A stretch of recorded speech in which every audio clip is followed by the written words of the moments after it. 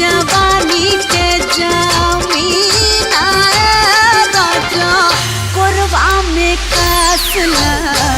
छछने जवानी के जमीन राजा कोरबा में कसला रवि बेजरिया डोले सनना सनन सन बोले हमारो मनवा में अब त हो खता हौले हौले मौसम बा बहुते हो सीनाए रानी कोरबा में आ जा मौसम बा बहुते हो सीनाए रानी कोरबा में आ जा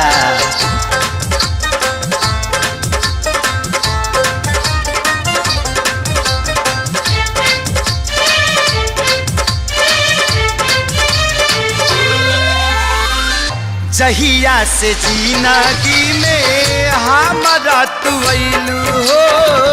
सब कुछ निक लागे ऐसन का कैलू हो जहिया से जिंदगी में हमारा तू अइलू हो सब कुछ निक लागे ऐसन का कैलू हो जैसन सोचनी वैसन पैनी भगिया हमरा जागल बा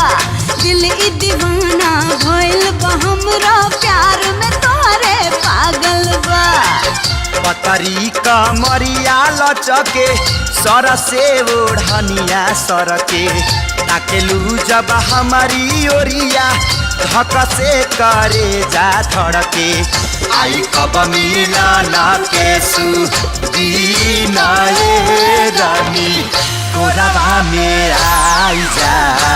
छछने जवानी के जमीन